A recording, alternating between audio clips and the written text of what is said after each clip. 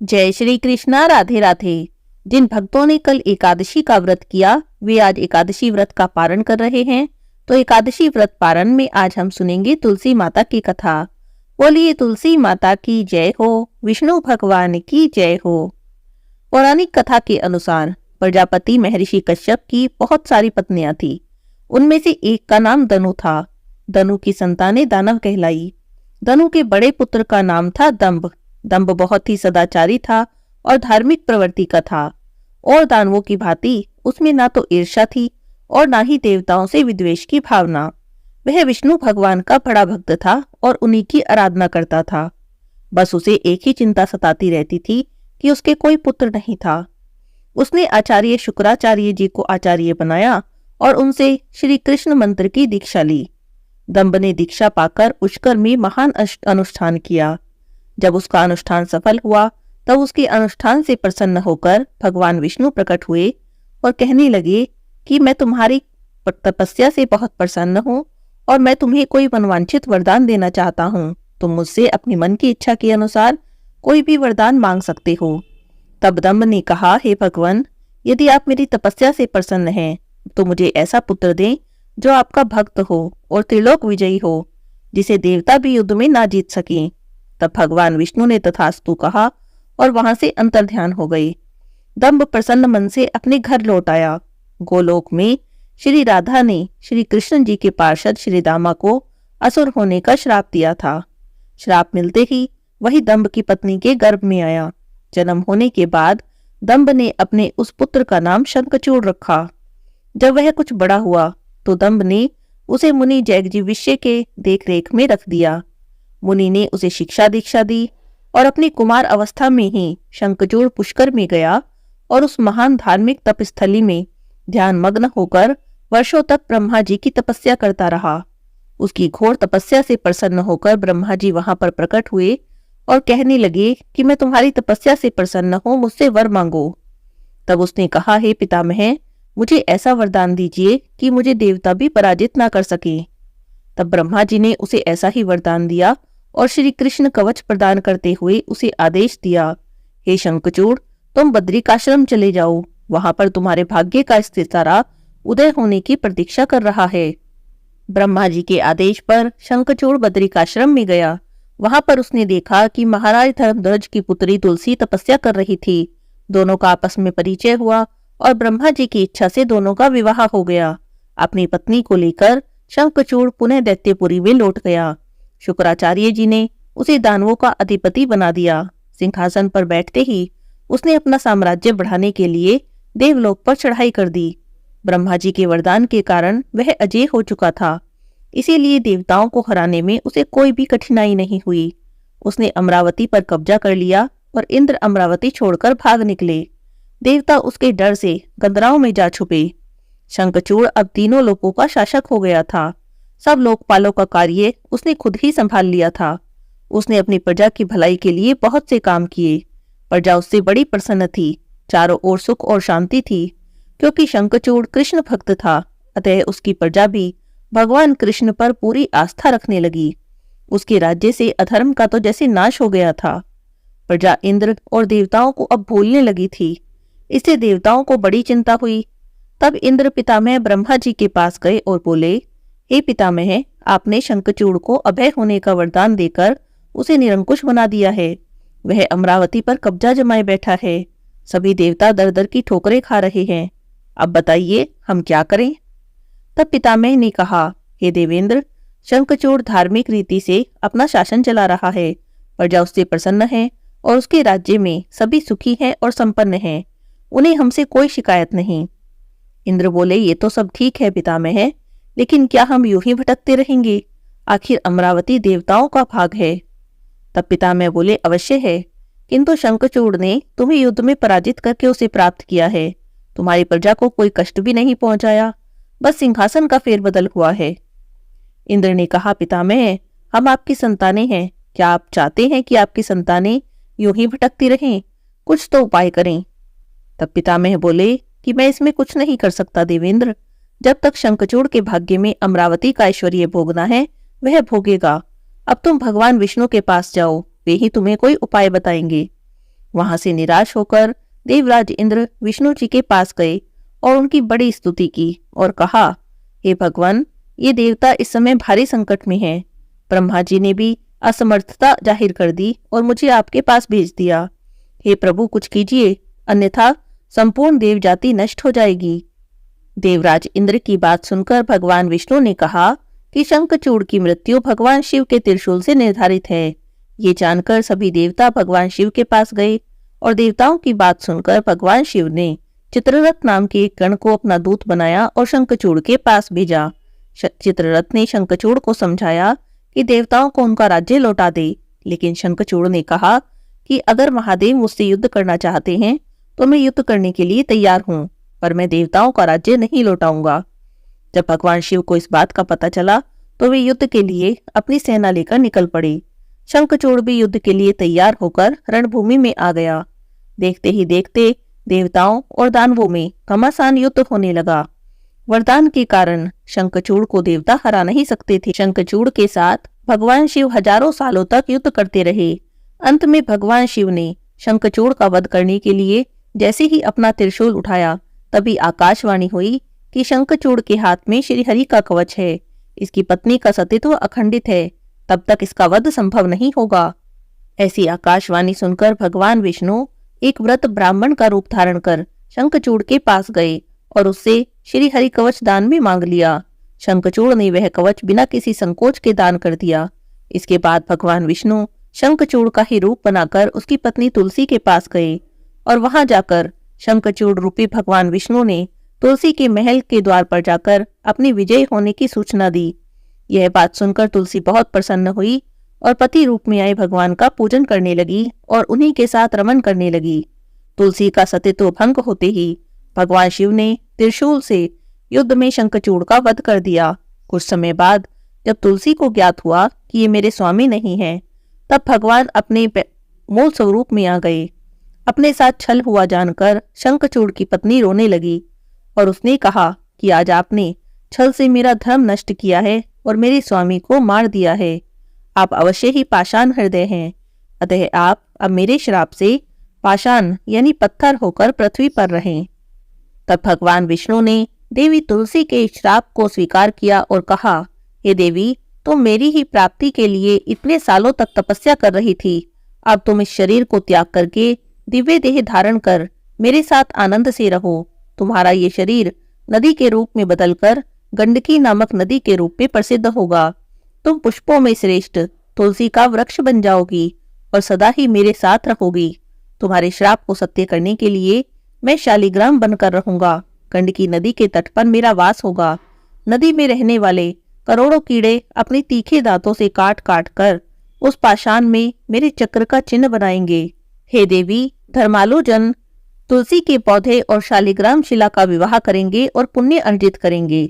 एकादशी के दिन भगवान शालिग्राम और तुलसी जी का जो कोई पूजन करेगा उसकी सभी मनोकामनाएं पूरी होंगी। जो मेरे को तुलसी अर्पित करेगा उसकी सभी मनोकामनाएं मैं पूरी करूंगा। और ऐसा कहकर भगवान विष्णु वहां से अंतर्ध्यान हो गए। एकादशी पारण के दिन तुलसी माता की भगवान विष्णु की इस कथा को जो कोई भी सुनता है उसे एकादशी व्रत का पूर्ण फल प्राप्त होता है। उस पर तुलसी माता की और भगवान विष्णु की कृपा सदा ही बनी रहती है। उसके जीवन के सभी संकट दूर हो जाते हैं और उसकी सभी मनोकामनाएं पूरी होती हैं। बोलिए तुलसी माता की जय हो, विष्णु भगवान की जय हो। बहुत समय पहले की बात है। इस पृथ्वी पर राजा अम्बरीश का शासन था। राजा अम्बरीश भगवान श्री हरि के परम भक्त थे। वे पृथ्वी के सातों द्वीप, अचल संपत्ति और अतुल ऐश्वर्य के शासक होने पर भी इन्हें सपने के समान मानते थे, क्योंकि जानते थे कि जिस धन और वैभव के लोभ में पड़कर मनुष्य घोर नरक में जाता है वह केवल 4 दिन की चांदनी है। राजा अम्बरीश का भगवान श्री कृष्ण में और उनके प्रेमी साधुओं में परम प्रेम था।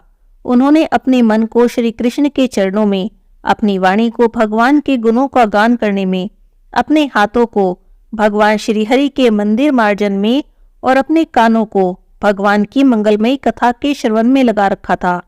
उन्होंने अपने नेत्रों को श्रीहरि के विग्रह और मंदिरों के दर्शन में लगा रखा था। उन्होंने अपनी नासिका को भगवान के चरण कमलों में चढ़ी श्रीमती तुलसी की दिव्य गंध में और अपनी जिह्वा को भगवान के प्रति अर्पित नैवेद्य प्रसाद में संलग्न कर रखा था। राजा अम्बरीश के पैर भगवान के क्षेत्र आदि की पैदल यात्रा करने में लगे रहते और वे सिर से भगवान श्रीहरि के चरण कमलों की वंदना करते। इस प्रकार राजा अम्बरीश ने अपने सारे कर्म इंद्रियातीत भगवान के प्रति उन्हें सर्वात्मा और सर्वरूप समझकर समर्पित कर दिए थे और भगवत भक्त ब्राह्मणों की आज्ञा के अनुसार वे इस पृथ्वी का शासन करते थे।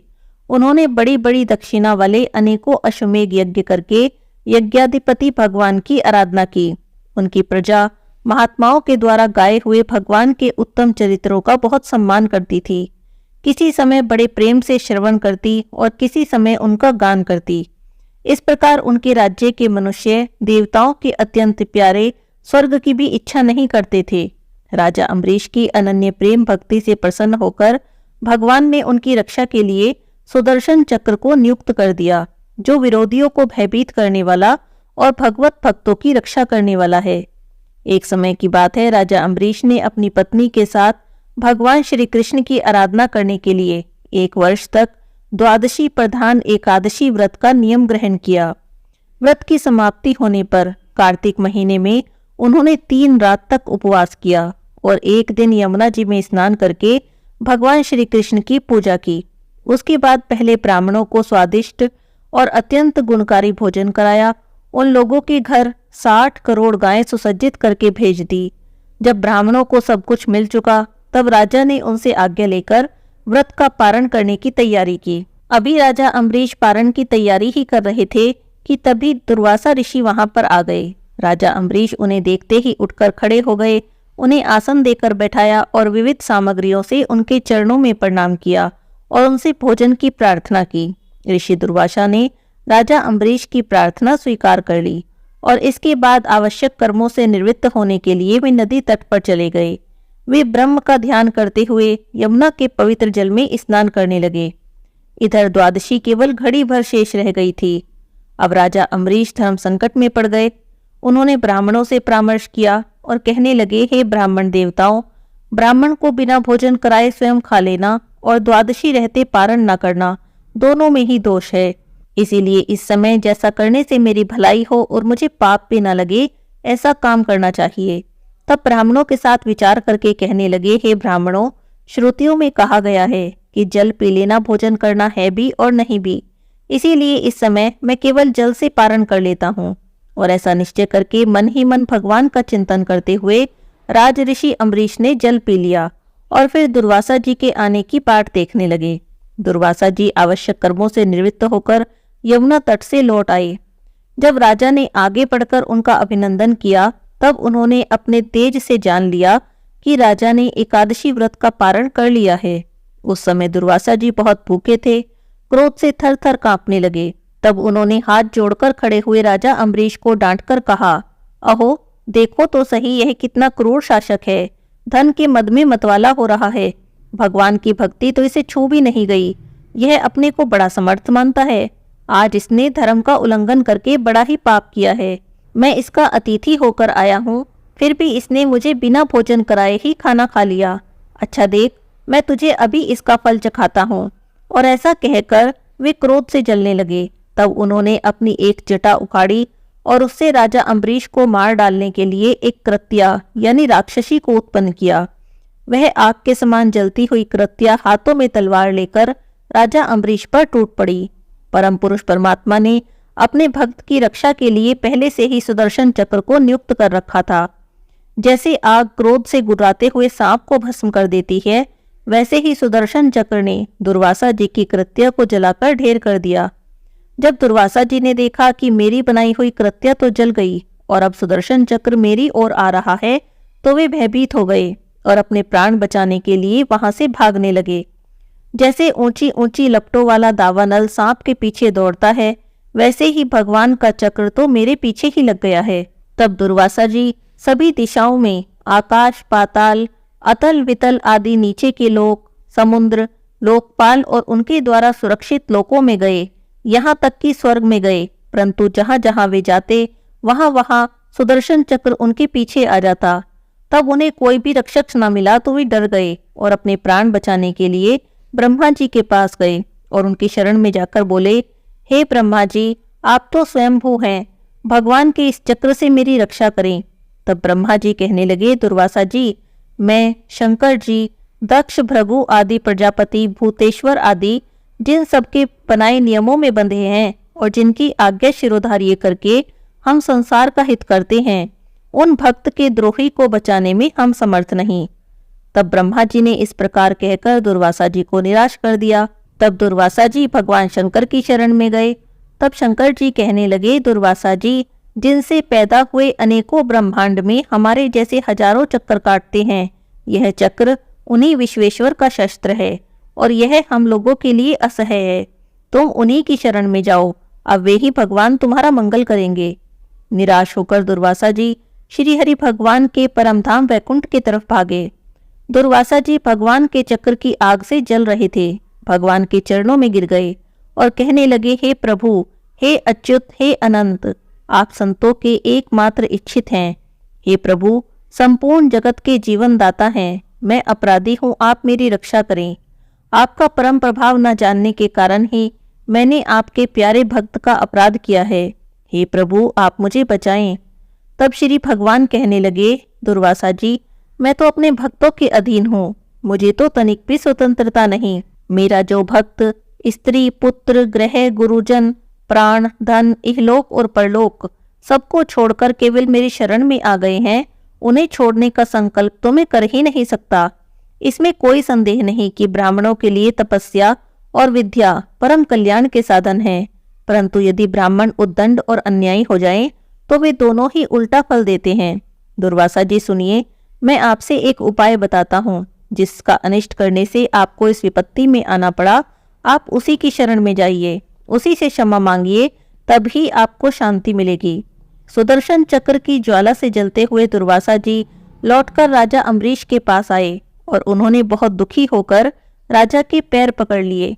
दुर्वासा जी की यह चेष्टा देखकर और उनके चरण पकड़ने से लज्जित होकर राजा अम्बरीश भगवान के चक्र की स्तुति करने लगे। राजा अम्बरीश ने कहा, हे प्रभु सुदर्शन, आप अग्नि स्वरूप हैं, भगवान के प्यारे हैं। हे हजार दांत वाले चक्रदेव, मैं आपको नमस्कार करता हूँ। समस्त अस्त्रों शस्त्रों को नष्ट कर देने वाले और पृथ्वी के रक्षक, आप इन ब्राह्मण की रक्षा करें। आप कृपा करके हमारे कुल के भाग्योदय के लिए दुर्वासा जी का कल्याण करें। हमारे ऊपर यह आपका महान अनुग्रह होगा। यदि मैंने कुछ भी दान किया है, कोई भी यज्ञ किया है और अपने धर्म का पालन किया है, यदि हमारे वंश के लोग ब्राह्मणों को अपना आराध्य देव समझते हैं, तो दुर्वासा जी की जलन मिट जाए। भगवान समस्त गुणों के एकमात्र आश्रय स्थल हैं। यदि मैंने समस्त प्राणियों के आत्मा के रूप में उन्हें ही देखा है, तो वे मुझ पर प्रसन्न हो और दुर्वासा जी के हृदय की सारी जलन मिट जाए। जब राजा अम्बरीश ने दुर्वासा जी को सब ओर से जलाने वाले भगवान के सुदर्शन चक्र की इस प्रकार स्तुति की, तब उनकी प्रार्थना से वह चक्र शांत हो गया। जब दुर्वासा ऋषि चक्र की आग से मुक्त हो गए और उनका चित्त स्वस्थ हो गया, तब वे राजा अम्बरीश को अनेकानेक उत्तम आशीर्वाद देते हुए उनकी प्रशंसा करने लगे।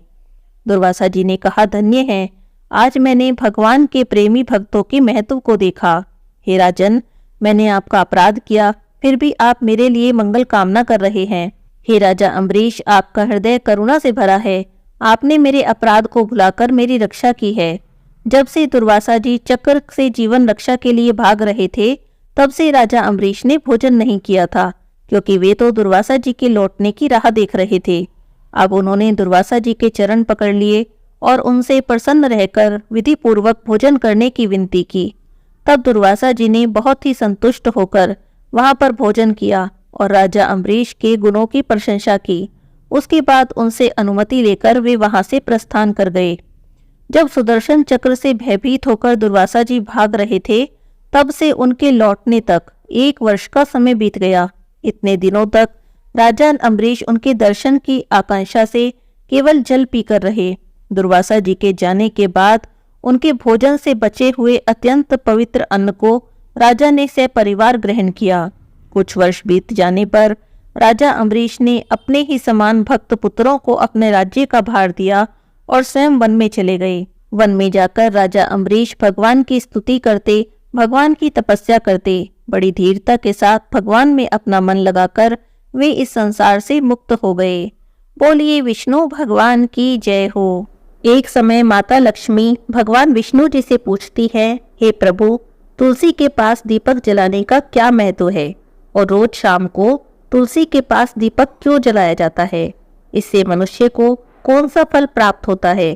तुलसी के पास दीपक जलाने की विधि क्या है और दीपक जलाते समय कौन से मंत्र का उच्चारण करना चाहिए? सारी बातें कृपा करके मुझसे विस्तार से बताइए। तब भगवान श्री हरि विष्णु जी ने कहा, हे देवी, आज आपने समस्त मानव जाति के कल्याण के लिए बहुत ही महत्वपूर्ण प्रश्न किया है।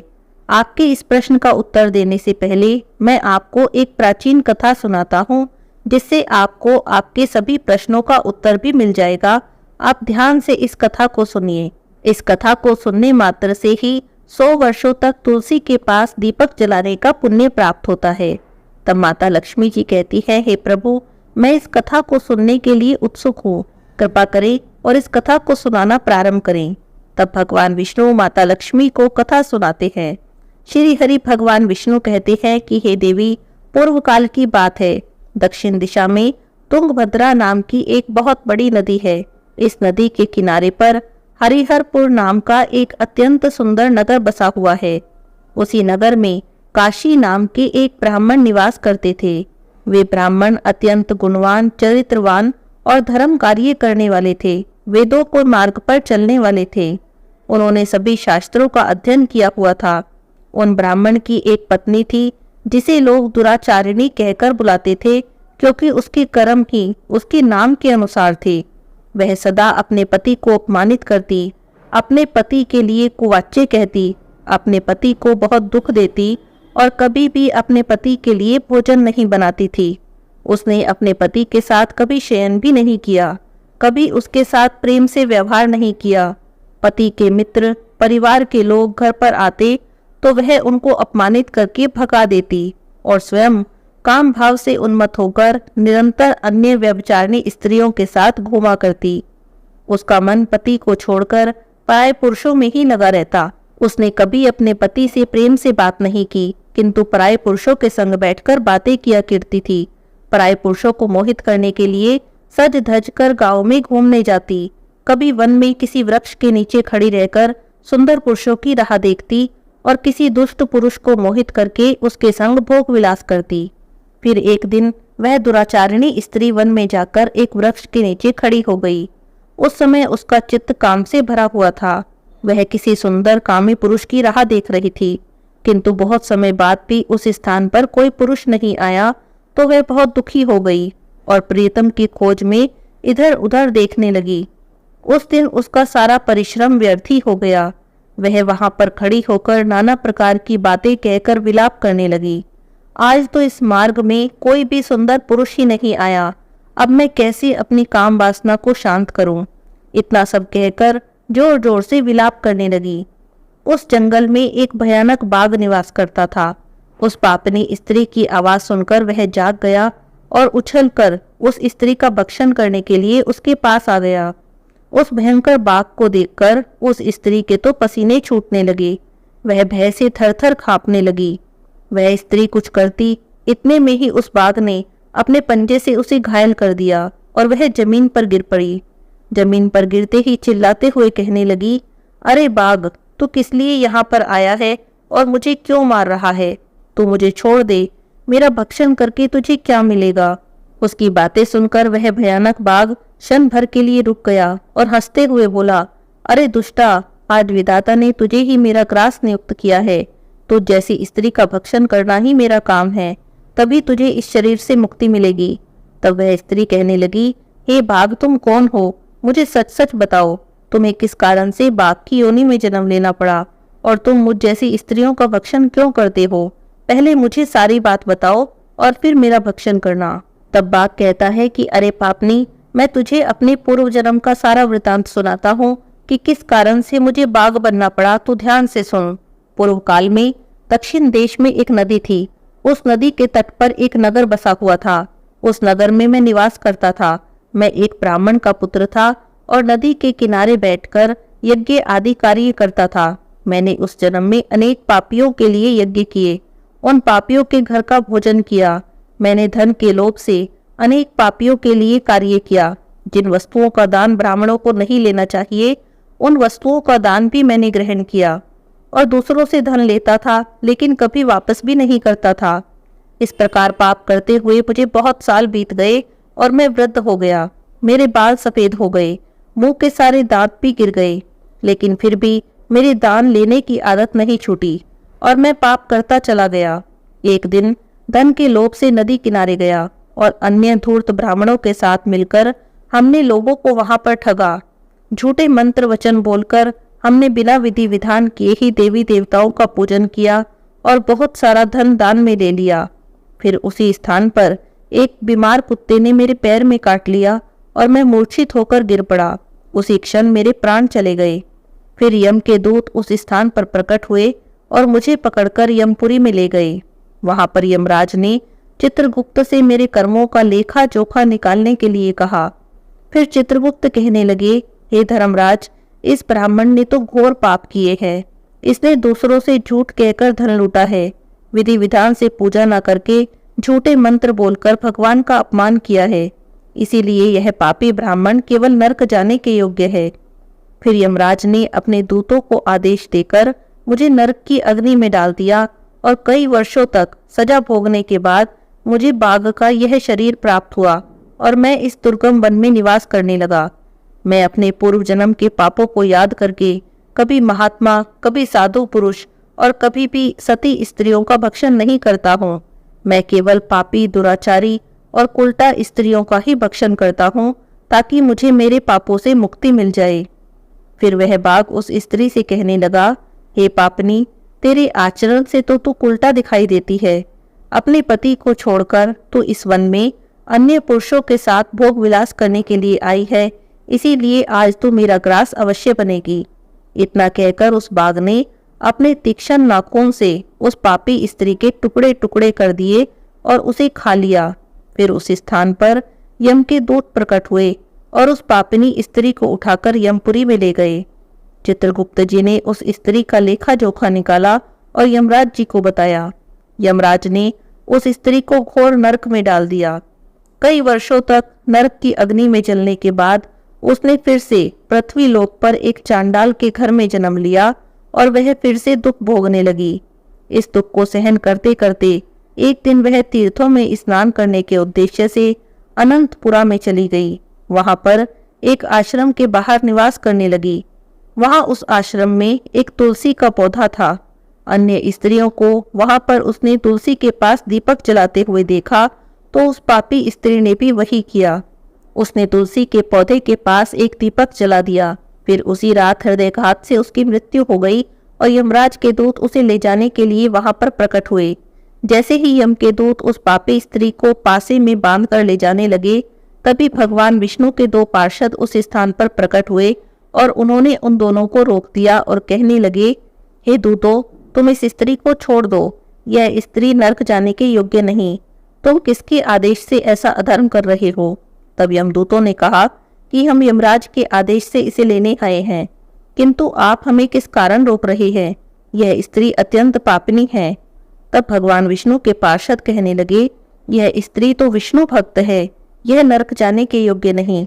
इसने शाम के समय तुलसी के पास दीपक जलाया है, इसी कारण से इसके सभी पाप नष्ट हो गए और अब यह नरक जाने की नहीं बल्कि स्वर्ग जाने की अधिकारी बन गई है। पार्षदों की बातें सुनकर यमदूतों ने उस स्त्री को उसी स्थान पर छोड़ दिया और यमलोक में चले गए। वहां जाकर उन्होंने यमराज को सारा वृतांत सुना दिया। फिर भगवान विष्णु के पार्षद उस स्त्री को दिव्य विमान में बैठाकर स्वर्गलोक में ले गए। भगवान विष्णु कहते हैं, हे देवी, इस प्रकार से तुलसी के पास केवल दीपक जलाने मात्र से ही मनुष्य के सभी पाप नष्ट हो जाते हैं। जो भी स्त्री नित्य प्रतिदिन शाम को तुलसी के पास दीपक जलाती है, वह सौभाग्यशालिनी बनती है। उसके पूर्व जन्मों के सभी पाप नष्ट हो जाते हैं और उसे सुख समृद्धि की प्राप्ति होती है। भगवान विष्णु कहते हैं कि हे देवी, मुझे मोती, माणिक, रतन कुछ भी अर्पित कर दो, लेकिन मुझे उतनी प्रसन्नता नहीं होती जितनी कि मनुष्यों के द्वारा एक तुलसी का पत्ता अर्पण करने से प्राप्त होती है। 10,000 गोदान से मनुष्य को जो फल प्राप्त होता है, वही फल तुलसी पत्र के दान से प्राप्त हो जाता है। मृत्यु के समय जो भी मनुष्य अपने मुख में तुलसी पत्र का जल पा जाता है, वह भगवान विष्णु के धाम में जाता है। भगवान विष्णु कहते हैं, हे देवी, जिस प्रकार देवी लक्ष्मी से वैकुंठ को ऐश्वर्य प्राप्त होता है, उसी प्रकार वैकुंठ में तुलसी देवी के कारण पवित्रता प्राप्त होती है।